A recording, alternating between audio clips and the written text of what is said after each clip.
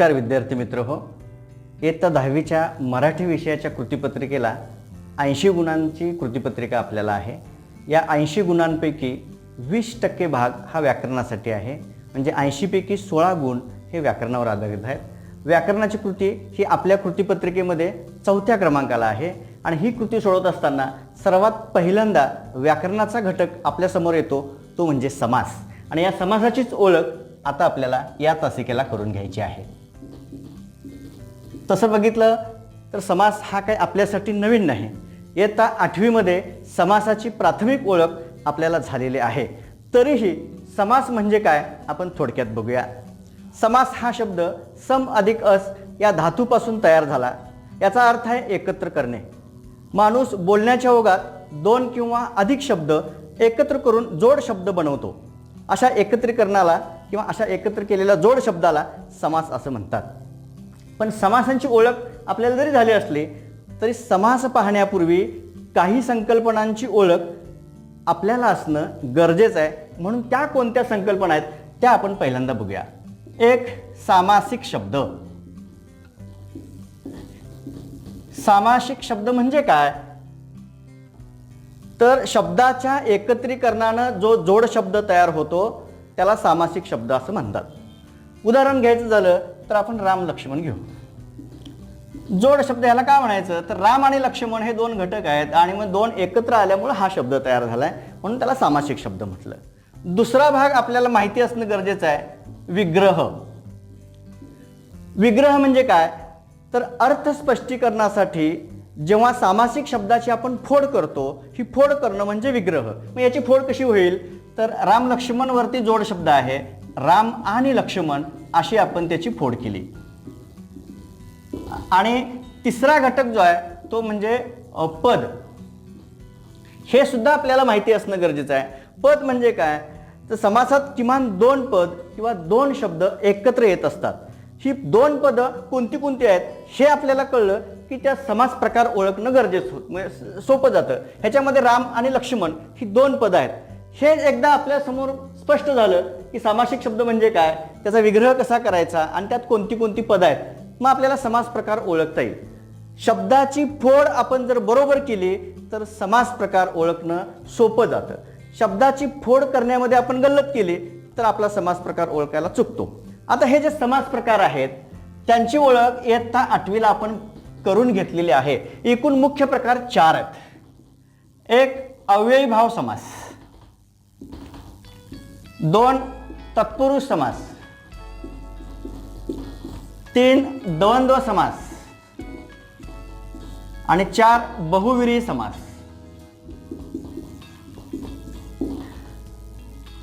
अव्ययीभाव समास म्हणजे काय तर शब्दाची फोड केल्यानंतर पहिल्या पदाला जर महत्व असेल तर तो अव्ययीभाव समास. आजन्म हे त्याचं उदाहरण आहे. याची फोड केल्यानंतर जन्मापासून असा शब्द तयार होतो, म्हणजे जन्म महत्वाचा. तत्पुरुष म्हणजे काय शब्दाची फोड केल्यानंतर दुसऱ्या पदाला महत्व असेल तर त्याला तत्पुरुष म्हणायचं. राजवाडा हे त्याचं उदाहरण आहे. राजाचा वाडा इथं वाडा जास्त महत्वाचा. तिसरं, द्वंद्व समास.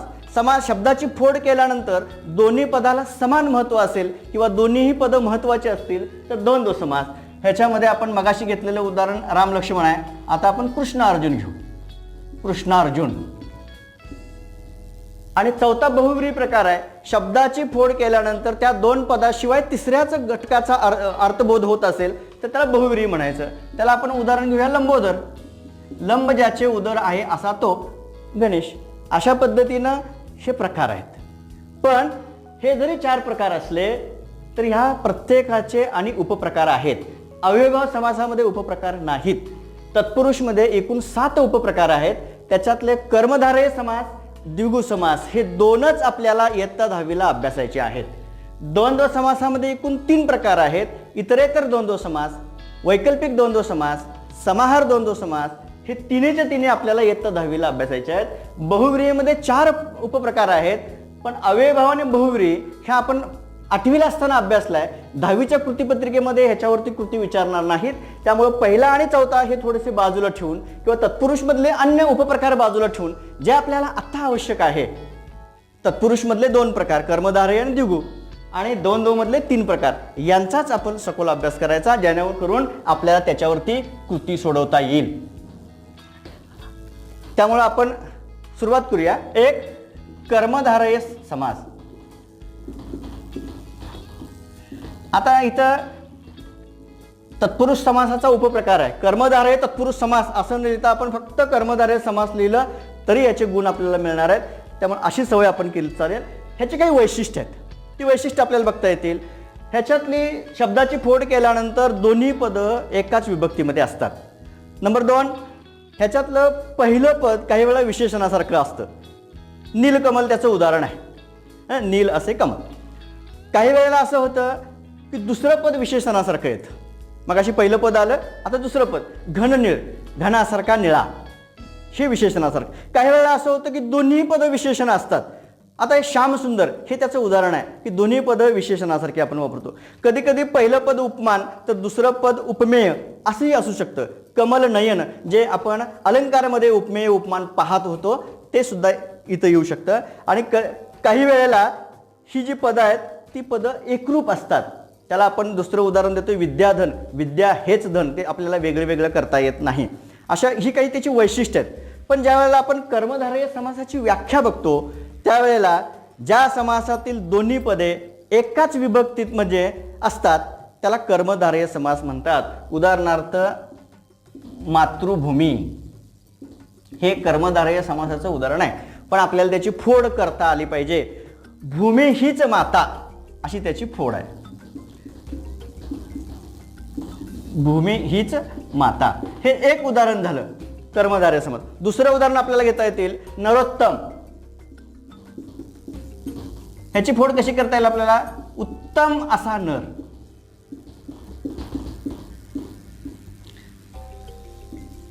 तिसरं उदाहरण आपल्याला घेता येईल महादेव.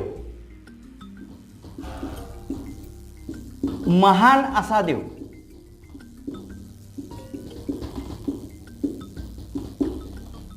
चौथं उदाहरण आपल्याला घेता येईल काव्यामृत.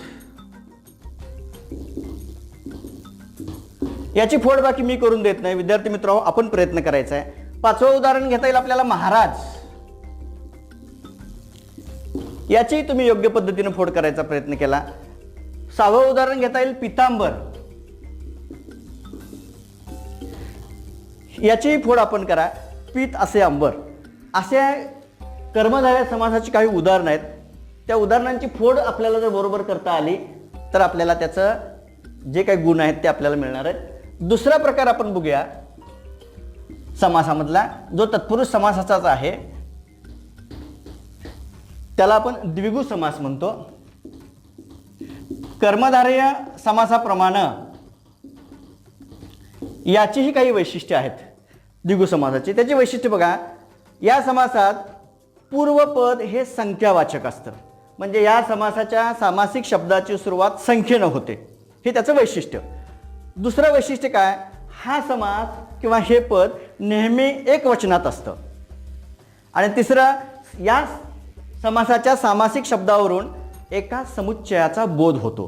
ही 3 वैशिष्ट्ये जर आपल्या लक्षात आली तर द्विगु समास ओळखणं सोपं जातं. म्हणजे कसं बघा, ज्या समासातील पहिलं पद संख्या विशेषण असते आणि त्या सामासिक शब्दावरून एका समुच्चयाचा बोध होतो त्याला द्विगु समास म्हणतात. आणि याची सुरुवात संख्येनं होते, त्यामुळे ओळखायला सोपं आहे. त्रिभुवन हे त्याचं उत्तम उदाहरण आहे. 3 भुवनांचा समूह.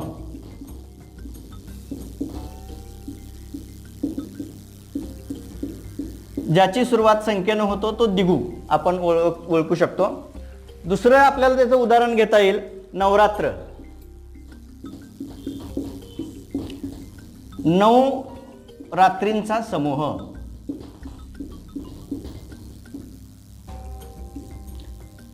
दुसरं उदाहरण झालं चौकोन.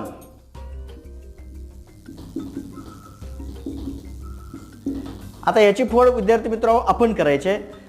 पंचपाळे.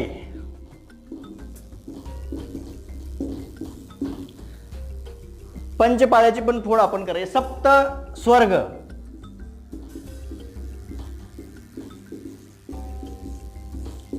ज्या शब्दाची फोड केल्यानंतर त्याची सुरुवात संख्येनं होते तो द्विगु समास हे आपण ओळखतो. आता ही फोड केल्यानंतर जर त्याच्यामध्ये सुरुवात संख्येनं असेल तर तो द्विगु समास आहे आणि तो एक वचनात असतो. हे आपण जर कायमपणे लक्षात ठेवलं तर याची उदाहरणं ओळखणं आपल्याला सोपं जाईल. आणि सगळ्यात महत्त्वाचं म्हणजे तिसरा जो आहे द्वंद्व समास, कारण त्याचे उपप्रकार आपल्याला 3 बघायचे आहेत. द्वंद्व समास, सामासिक शब्दाची फोड केल्यानंतर दोन्ही पदांना समान महत्त्व असतं असा हा समास आहे. ज्या सामासिक समासातील दोन्ही पदे महत्त्वाची असतात त्या समासाला द्वंद्व समास म्हणतात. याचे 3 उपप्रकार. एक, इतरेतर द्वंद्व समास.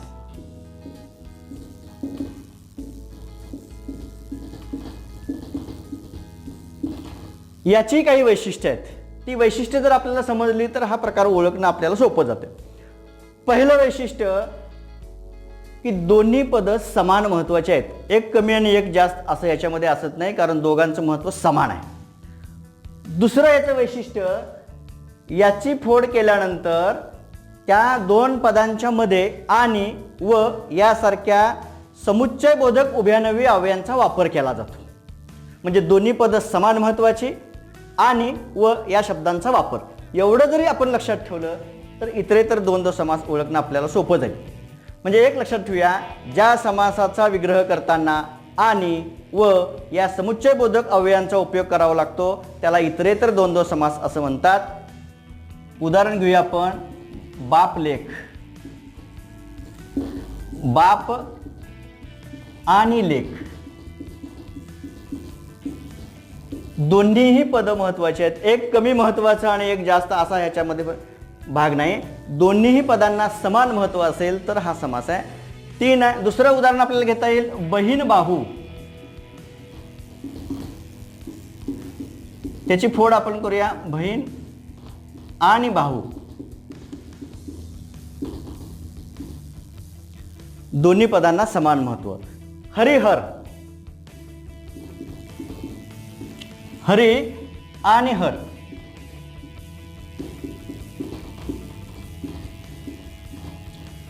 म्हणजे या पदांच्या मध्ये दोन्हींना समान महत्त्व आहे. आता चौथं, आई बाप. आता या शब्दाची फोड विद्यार्थी मित्रांनो आपण करायची आहे, तुमच्यासाठी सरावासाठी दिले. ने आन. याच्यामध्ये सुद्धा 2 शब्द आहेत, ते तुम्ही आपण शोधायचे आहेत. चंद्र सूर्य.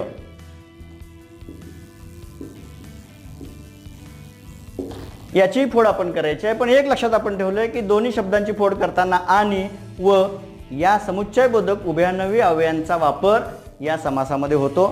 त्याला आपण इतरेतर द्वंद्व समास असं म्हणतो. द्वंद्व समासाचा दुसरा प्रकार आपण बघू. वैकल्पिक द्वंद्व समास.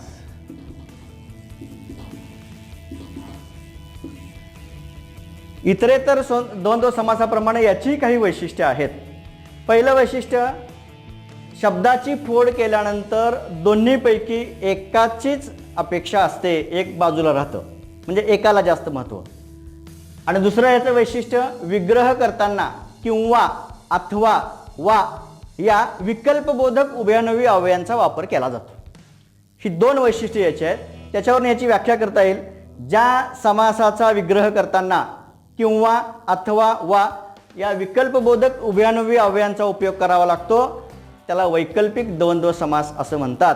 उदाहरणार्थ, एक, पास नापास.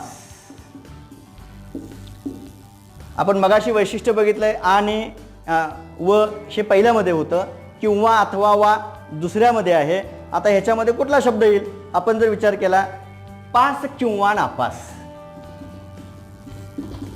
दोन्हीपैकी एक, कारण विकल्प आहे.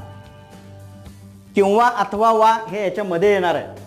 हे 2 समान असणार नाही. हे एक असले की एक बाजूला जाईल, म्हणजे दोन्हीपैकी एक महत्त्वाचं. दुसरं उदाहरण आपल्याला घेता येईल. न्याय धर्माधर्म. धर्माधर्माचं उदाहरण आपल्याला घेतलं, धर्म अथवा अधर्म दोन्ही एका वेळी असणार नाहीत. धर्म अथवा अधर्म. तिसरं उदाहरण घेता येईल आपल्याला, बरे वाईट. फोड केल्यानंतर काय दिसेल, बरे किंवा वाईट दोन्हीपैकी एक असेल. बरे वाईट. बरे वाईट या शब्दाची फोड करताना बरे किंवा वाईट दोन्हीपैकी एक असणार आहे. त्याच्यानंतर पाप पुण्य. पाप किंवा पुण्य जे विरुद्धार्थी शब्द असणार आहे ते एका वेळी येणार नाहीत, एकाला जास्त महत्त्व असणार आहे, पाप पुण्य. आता आपल्या सरावासाठी सत्यासत्य याची फोड आपल्याला करून दाखवायची आहे. चांगले वाईट याची फोड आपल्याला करायची आहे. त्याच्यानंतर निंदास्तुती.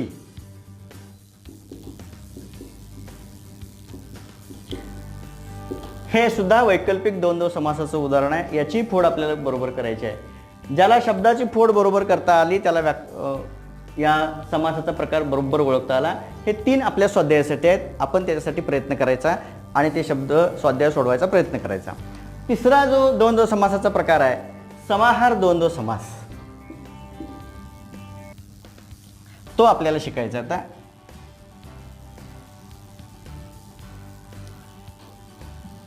समाहार द्वंद्व समास.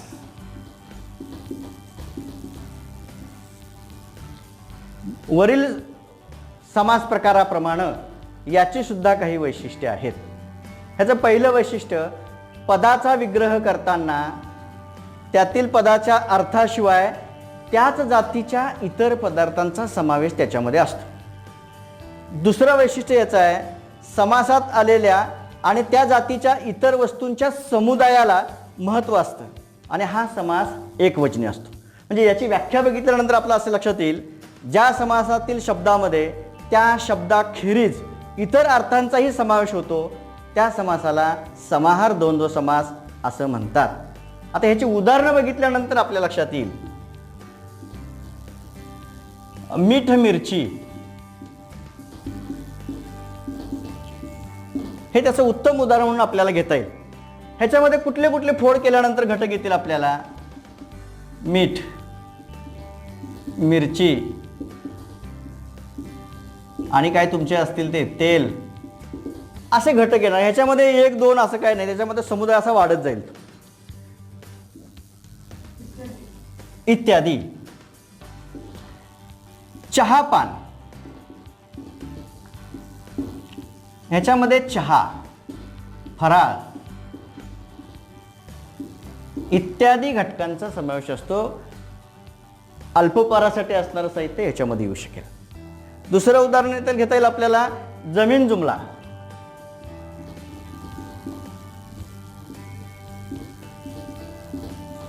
फोड केल्यानंतर आपल्या लक्षात येईल, जमीन जुमला इत्यादी, कारण ह्याच्यामध्ये अनेक घटकांचा समावेश असतो. कपडा लत्ता,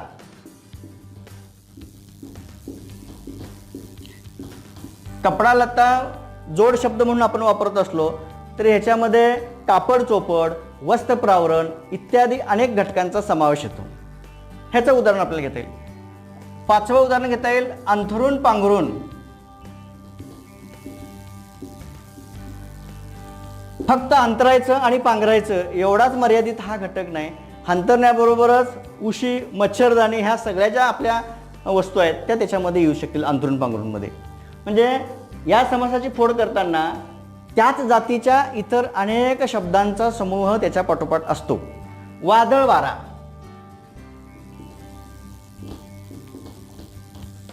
याची फोड आपल्याला करायची आहे, हे स्वाध्यायासाठी तुम्हाला दिलेलं आहे. भाजीपाला, याची फोड विद्यार्थी मित्र आपल्याला करायची आहे. म्हणजे 1 2 3 फोड मी करून दिलेत, उरलेले तुम्ही करायचे आहेत. ही सगळी उदाहरणं जी आहेत ती समाहार द्वंद्व समासाची आहेत. म्हणजे द्वंद्व समासामध्ये आपण एकूण 3 प्रकार बघितले, इतरेतर द्वंद्व समास ज्याच्यामध्ये आणि व हे जोड शब्दांच्या मध्ये येत होते. वैकल्पिक द्वंद्व समासामध्ये आपण बघितलं आणि अथवा किंवा अथवा वा हे शब्द येत होते आणि ह्याच्यामध्ये त्याच जातीच्या अनेक घटकांचा समावेश होतो. असे हे समास आहेत. पण हे समास बघितल्यानंतर ह्याच्यावरच्या ज्या कृती आहेत, ज्या आपल्याला प्रत्यक्ष कृतीपत्रिकेमध्ये सोडवायच्या आहेत, ते जास्त महत्त्वाचे आहेत. पहिलं ह्याच्यातलं वैशिष्ट्य मुख्य फोड करता आली पाहिजे. ज्याला फोड जमली त्याला समास ओळखणं सोपं झालं आणि ज्याला समास ओळखता आला त्याला कृतीपत्रिकेमधले पैकीच्या पैकी गुण जे समासाचे आहेत ते मिळणार आहेत. सराव आता आपल्याला बघूया. कृती कशी विचारतात, म्हणजे समास जरी घटक दिसत असला आपल्याला तर 3-4 प्रकारे तुम्हाला ते वेगळ्या वेगळ्या पद्धतीने कृती विचारून तुमचं ज्ञान आजमावण्याचा प्रयत्न परीक्षेच्या माध्यमातून होतो. एक, शब्दावरून समास ओळखणे. तुमच्या समोर शब्द असतील आणि तुम्हाला समास ओळखायचे आहेत. शब्दावरून समास ओळख कसा असेल बघा. शब्द, विग्रह आणि प्रकार ही अशी चौकट आपल्या समोर येईल आणि याच्यासाठी 2 गुण असणार आहेत. पहिल्यांदा काय करतील की इथे शब्द देतील. एक, चौकोन हा शब्द दिला, अहिनकुल.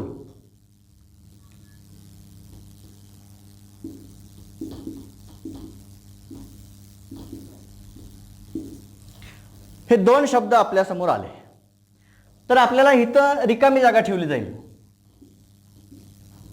आणि तुम्हाला ह्या शब्दांचा विग्रह करायचा आहे आणि त्याचा बरोबर प्रकार ओळखायचा आहे. ज्याला ह्याची फोड करता आली त्याला प्रकार ओळखता येईल. आता काय ह्याचे प्रकार होतील. ज्याला 4 कोण आहेत असा तो द्विगु समासाचं उदाहरण, कारण संख्येनं सुरुवात होते. इथं आहे आणि नकुल. इतरेतर द्वंद्व समास असं विचारतील. काही वेळेला असं करतील, इतर रिकामी जागा ठेवतील आणि इथं काहीतरी तुमच्या समोर प्रश्न असेल आणि तुम्हाला विग्रह करून दिलेला आहे, त्याच्यावरनं तुम्ही सामासिक शब्द ओळखायचा आणि त्याचा प्रकार ओळखायचा. म्हणजे हे उलट सुलट कृती आहे. शब्द देऊन विग्रह करा, प्रकार ओळखा.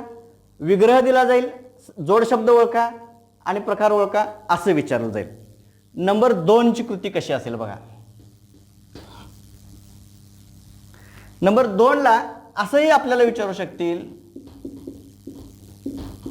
जोड्या लावा 2 गुणांसाठी. एका बाजूला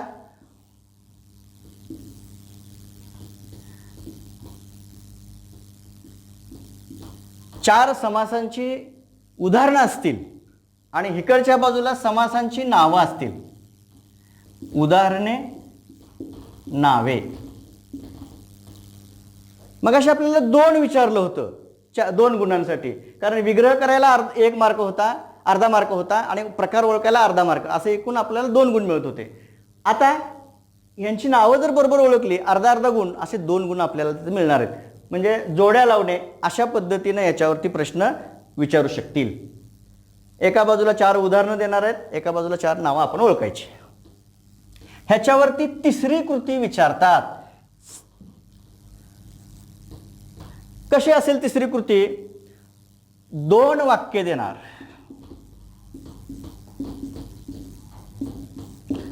आणि 2 वाक्य दिली की त्याच्यामध्ये सामासिक शब्द आणि त्याचा प्रकार आपल्याला ओळखायचा आहे. 1 वाक्य, या सप्ताहात अभ्यास खूप झाला, अशा प्रकारचं 1 वाक्य आहे. आणि दुसरं, सर्वांच्याच जीवनात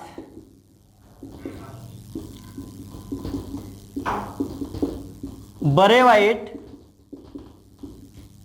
प्रसंग येतात, हे दुसरं वाक्य आहे. ह्या 2 वाक्यातील सामासिक शब्द ओळखा यासाठी अर्धा गुण, प्रकार ओळखा यासाठी अर्धा गुण. आपल्याला हे 2 शब्द ओळखायचे आहेत. सप्ताहात, सप्ताह हा त्याचा जोड शब्द आहे आणि ह्याच्यामध्ये बरे वाईट हा जोड शब्द आहे. म्हणजे कृती कशीही विचारली तरी आपल्याला समास प्रकार आणि त्याचा विग्रह ह्या सगळ्या गोष्टी आल्या पाहिजेत. हे ज्याला जमेल तो समासामधले 2 पैकी 2 गुण मिळवेल. आणि एकदा काय फोड करता आली आणि समास प्रकार ओळखता आला तर ह्याचे गुण आपण बरोबर 2 पैकी 2 मिळवू शकतो आणि तुम्ही ती मिळवाल अशी आशा व्यक्त करतो आणि थांबतो. धन्यवाद.